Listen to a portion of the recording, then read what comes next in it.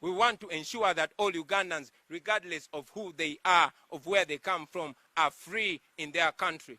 All Ugandans must enjoy the freedom of expression, the freedom of conscience, the freedom to disagree with those in power, the freedom to assemble peacefully, and yes, the freedom to worship, and all other freedoms which have been, of course, taken away by the regime. So number one, I intend to increase the pay of the security forces. Let me say that again. I intend to increase the pay of our security forces. The pay of our soldiers, police officers, and prison officers is so miserable. It must be improved. If I become president, I will have the privilege to know what the classified budget really does. Such a huge amount of money will be used to improve the pay of our security forces so that they can live a better life. When I'm president, the lowest paid soldier or police officer will be earning 1 million shillings. Let me say it again. When I am president, the lowest earning police officer or soldier or prison officer will be earning 1 million shillings. I will improve their housing and health care. Low-ranking and middle-ranking officers must be entitled to free quality health care as the high-ranking officers. Our government will find opportunities for the spouses of the soldiers and police officers to ensure that they are each contributing to the livelihood of their families. I also intend to streamline the promotion criteria in the armed forces and, of course, in the police, which will be based on merit and not technical know-how.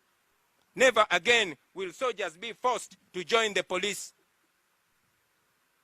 I say this again.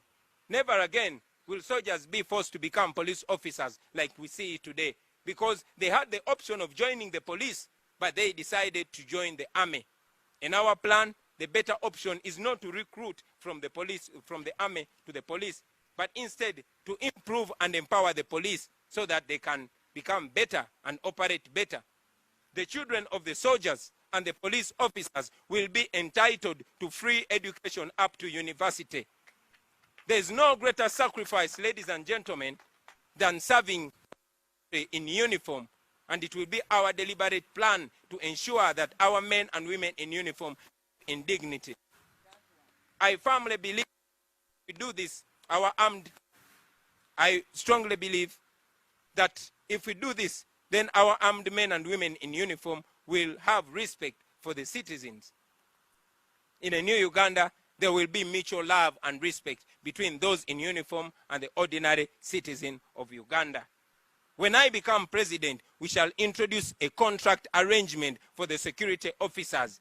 In other countries, one can serve in the military, and after some time, they resign when they are still young. And of course, they resign with a better retirement package. But today, they are all tied. Even when they want to resign, they cannot. One should be proud to serve in the military or in the police and resign. So we shall make it on contract so that we make that job so nice for you to work. Number two, in the new Uganda, there will be access to affordable quality health care for all Ugandans. And this will be priority in terms of budgetary allocations. Effective supervision, of course, will be there. But health can be fixed. I'm not here to preach as a professor or a very experienced person in health, in the health sector. But I want to tell you, only following the Abuja Declaration of raising the budgetary allocation to 15% of the national budget, we are going to have a perfect healthcare system. And yes, we will do it. Number three, education. We all know that education is what paves way for a new. Maybe if I did not get the rare opportunity to education, I would still be in. But now that I'm here, it has to work for everybody. It has to be transformation for every ghetto youth. I've told you before about our education, and I will emphasize that we'll have the 4 A's that we'll focus on in our education. And empower the academics, we will arts, we will empower the athletics, and of course, we shall empower agriculture. We shall deal with unemployment and of course have a whole lot of job creation. I might not have elucidate on that, but I can guarantee you that by 2025, we have created million jobs. And I sign because I will be president.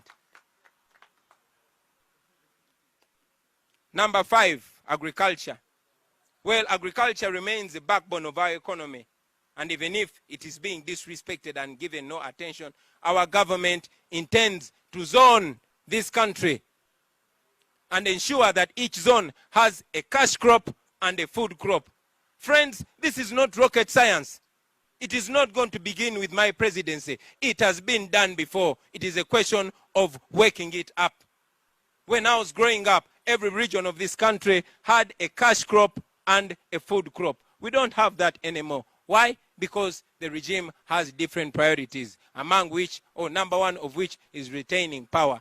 But when I'm president, you are going to see that with your